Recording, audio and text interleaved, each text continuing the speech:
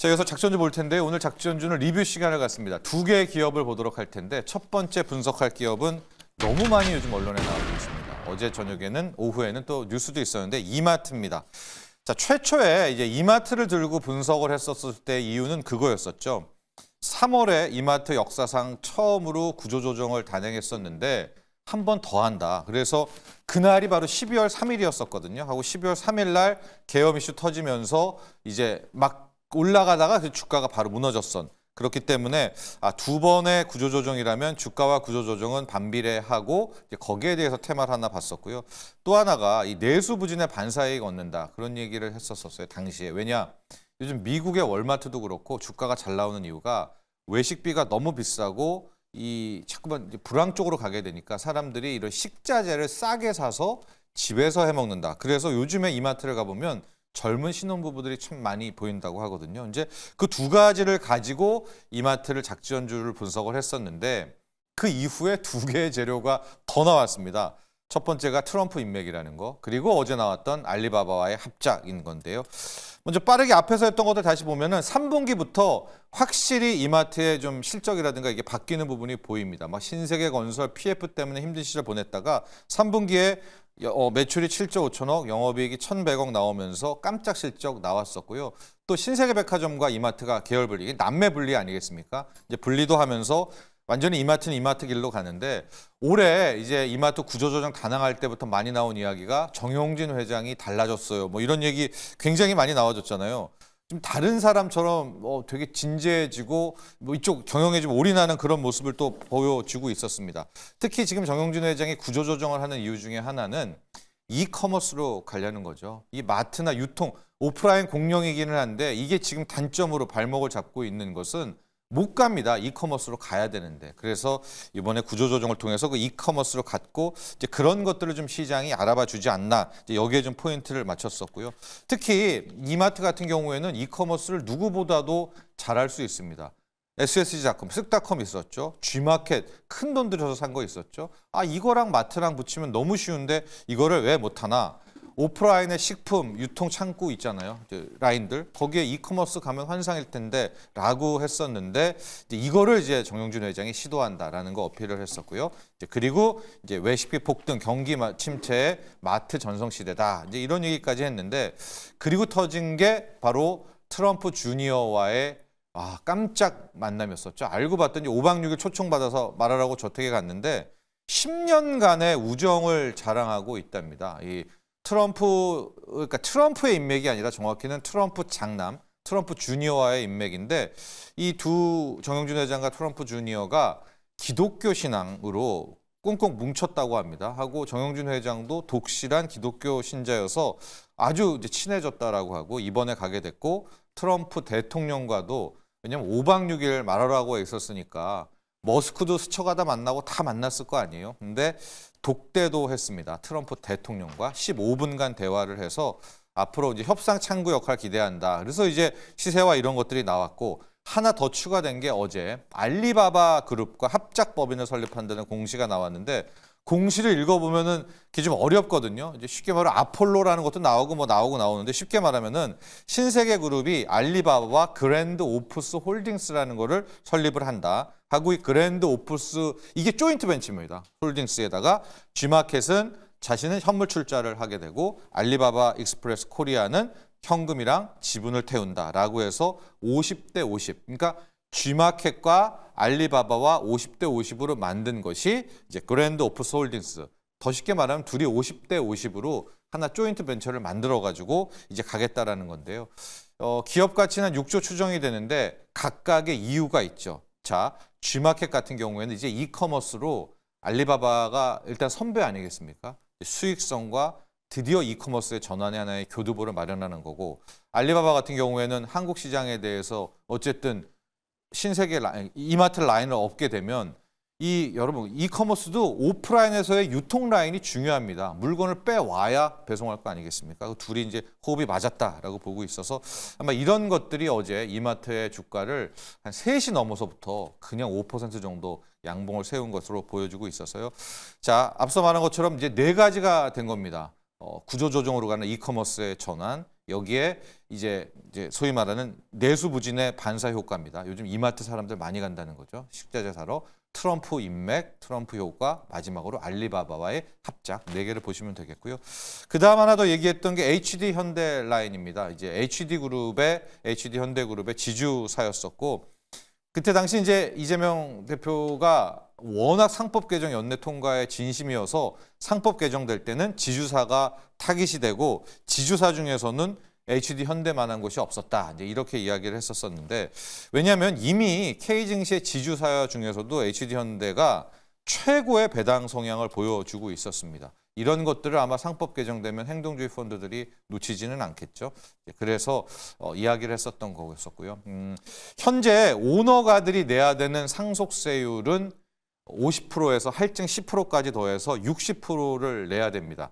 그래서 이제 저번에도 말씀드렸지만은 우리의 웬만한 그룹들은 이제 홀딩스 체제를 갖췄잖아요. 정점에 지주회사가 있고 밑에 계열사들을 쫙 두고 그 홀딩스 지주회사를 그 오너 일가가 계속해서 상속하면서 전체 기업을 지배를 하는 건데 절대 주가를 안 높여주겠죠. 왜냐하면 나중에 이제 사망 후 승계할 때 이 지주사의 주가가 높으면 상속세가 어마어마할 거 아니겠습니까? 그래서 국내 지주사들이 극단적 저평가를 받는데 정말 이제 상법 개정이 돼서 이 사회가 기업의 이익뿐만이 아니라 주주의 이익까지도 충실해야 된다. 이게 상법 개정이 되면 홀딩스 붙은 것들, 지주사 붙은 것들 그날 아마 시세 대거 나올 겁니다. 왜냐하면 이제 펀드들뿐만이 아니라 완전히 K 증시가 달라질 테니까요. 이제 그렇고 이제 HD 현대가 주목을 받는 건데요.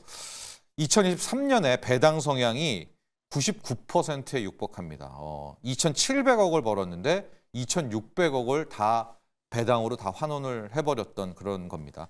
게다가 계열사, 이 지주회사의 핵심은 밑에 품고 있는 계열사들이 좋아야 배당 타고 올라올 텐데 어마어마한 핫한 포트폴리오를 갖고 있습니다. 그래서 제가 이제 늘 말씀드린 HD 현대그룹의 전체 지배도를 좀 놓고 보면은 야 고개가 끄덕여질 수밖에 없는데요. 이제 정점에 보면 여기도 HD 현대그룹이 있죠. 이게 바로 지주사고요. 이 지주사를 현재는 정몽준 회장이 26.6%를 가지면서 지배를 하고 있습니다.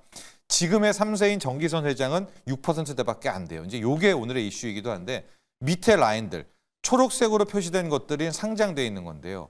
HD 현대 일렉트릭 올해 어마어마하게 좋았죠. HD 현대 마린솔루션, 한국 조선해양 라인은 또 따로 빼가지고 이 밑에 한국 조선해양이 또 하나의 준지주사입니다. 엄청 좋았죠. HD 현대중공업 엔진 쪽에 뭐 다 잘합니다. 현대 미포조선, 마린 엔진 그리고 HD 현대 에너지 솔루션이라고 이건 또 태양광도 하나 비축해 놓고 있고요.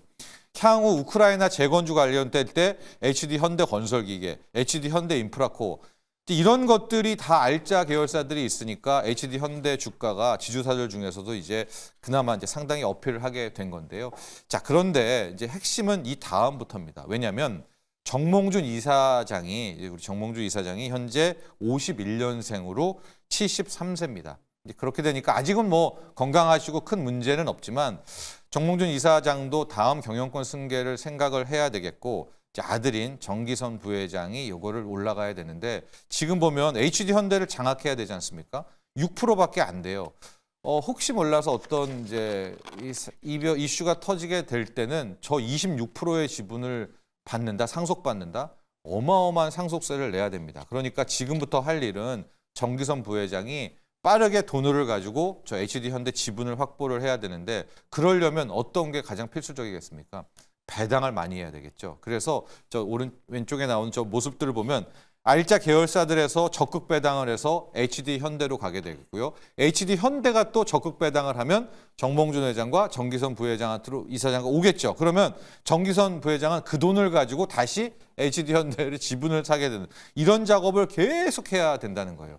그런데 이게 어느 세월에 또 하겠습니까? 더 빠른 방법이 하나 더 있는데 바로 HD 현대를 자사주를 소각해버리는 겁니다. 지분 소각을 하게 되면 주식수가 줄면서 정기선 부회장의 지분도 함께 빠른 속도로 지분율을 올릴 수 있는 그런 효과가 있어서 결론적으로 말씀드리면 HD 현대가 아직은 정기선 부회장과의 경영권 승계가 완벽하게 안 됐다. 그러려면 더 강력한 주주 환원해야 되고 정말 극약 처방, 자사주 소각까지도 할 가능성이 있다라고 보고요. 실제로 창사 이후에 첫 자사주 소각도 했습니다. 1,300억 규모의 발행 주식 3%를 소각을 했고 그 이면에는 우리 주주 환원이라는 측면도 있지만 정기선 부회장의 경영권 승계라는 것도 있고 정말로 상법 개정이 뭐 될지 연내될지 아직 뭐 다 같지만 민주당의 진심 모르겠지만요. 되게 될 경우 지주사, 홀딩스 특히 이렇게 알짜 계열사들 그리고 상속이 마무리 안 된 곳들에게는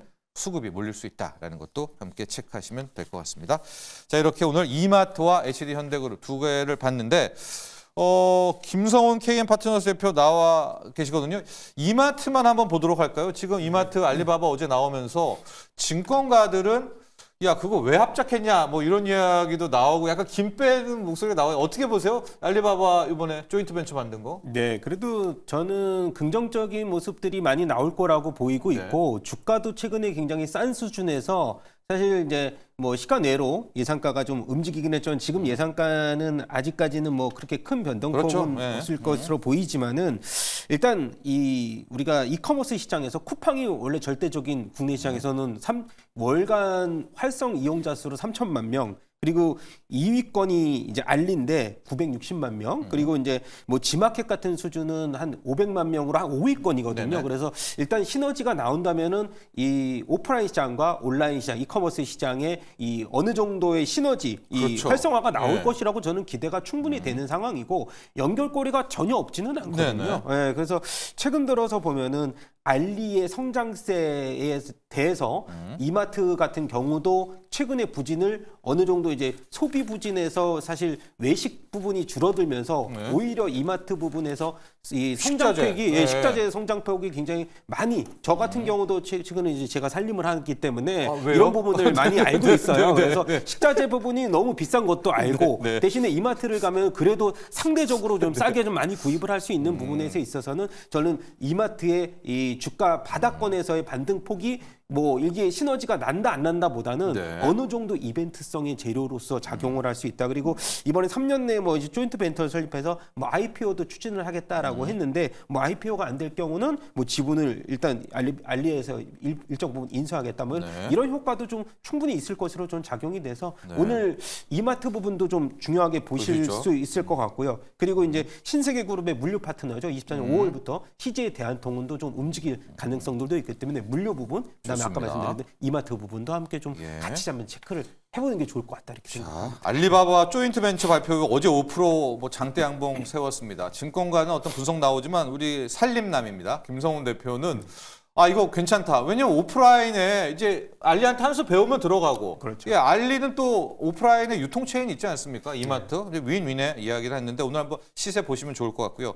우리 이창대 장인주식 대표와는 HD현대 한번 보면서 지주사 얘기해 볼게요. 상법 개정 뭐 될지 안 될지 모르겠지만은 된다면은 지주회사 우리 홀딩스 붙은 것들 진짜 저평가잖아요. 네, 그중에 그렇죠. HD현대는 밑에가 그냥 뭐 알짜 탐나는 것도 굉장히 많이 있는데 네. 지주사들 홀딩스들 어떻게 보세요? HD현대 포함해서. 사실 이제 대한민국 시장에서 절대 투자하지 말아라 하는 게 이제 두 가지가 있었는데요. 네. 첫 번째가 이제 지주사고 두 번째가 이제 금융지주였습니다. 네, 네. 근데 사실 이제 금융주들이랑 지주사 합친 게 또 금융지주잖아요. 네. 근데 이 절대 투자하지 마라라는 이 키워드 두 개가 합쳐진 게 금융지주인데 최근에 이제 연말 다가오면서 이 밸류 프로그램이 부각되면서 굉장히 많이 올라갔습니다. 금융지주도 성공했어요. 네, 그렇죠. 네. 그런데 이제 과연 우리가 이제 절대 투자하지 마라라는 게 있는데 지금 최근에 반드시 투자했어야 한다라는 것 중에 하나가 조선입니다. 네. 그리고 앞으로 이제 각광받을 게 결국 트럼프 정권이 이제 2기가 들어서면은 네. 결국 이제 인프라 정책들이 굉장히 활성화될 거거든요. 우크라 재건. 네. 그렇죠. 일단 트럼프가 평화를 불러올 거로 저는 보고 있고 일단 가장 강력한 게 전 세계 불경기입니다. 이걸 타파하기 위해서 정부가 쓸 수 있는 카드는 두 가지밖에 없어요. 결국에 세금을 덜 걷고 그 다음에 인프라 정책을 통해서 돈을 쓰는 건데 트럼프가 이걸 할 거로 저는 보고 있습니다. 네. 명분은 역시 이제 평화겠죠.